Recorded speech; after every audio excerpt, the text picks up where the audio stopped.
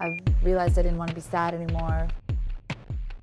Can you tell me with what kind of feeling you started working on this latest record? I'd say it was a feeling of optimism. You agree with that, Jimmy? Yeah, I agree with that. It was a feeling of optimism. It was a feeling that the world might be getting better, that we might be able to contribute to a better world for people to live in. Better for yourself or better for entire mankind? For me, those things are the same thing, you know? It's like our last record, which was called Live It Out, is a lot of the songs were looking at the state of the planet, like the surveillance age, the destruction of privacy, an illegal war, corruption in government, you know, those kinds of excellent, fun themes. And, you know, for me, it's not that those things are political and that then your life is personal. It's like, it's all the same thing. So if there's great injustice, I think we all feel it, right? So right now, at least in North America, there's a sense that maybe there's a movement that is paying off and that there's a better direction possible.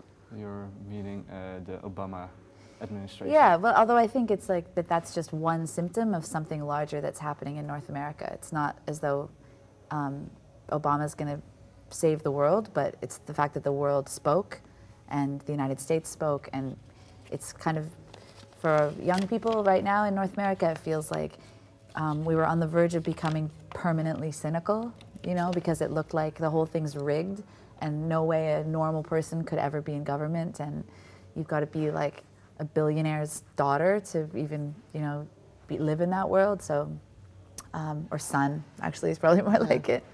But yeah, so it just feels like we don't know how it's going to go, but at least it's not going to be worse. Okay.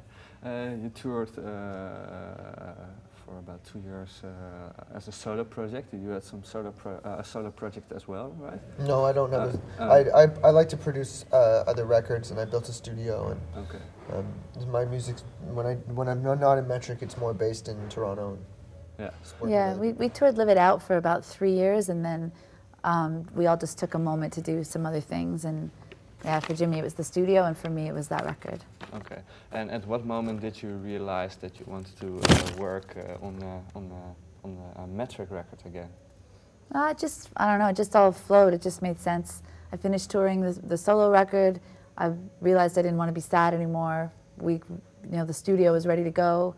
I took a trip to Buenos Aires, did some writing, and it's just, you know, we don't really follow a map. We just follow a creative impulse. You wished you wouldn't be sad anymore? What do you mean with that? Well, just the album that I made, I don't know if you heard it, but my solo album was a very cinematic, like piano record. It sounded like soundtrack to a melancholy film, kind of.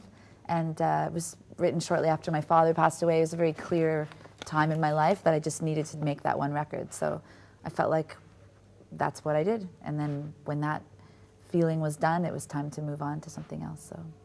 Okay, so on this latest record, there aren't any feelings from that past anymore? No, it feels really like a fresh start, yeah.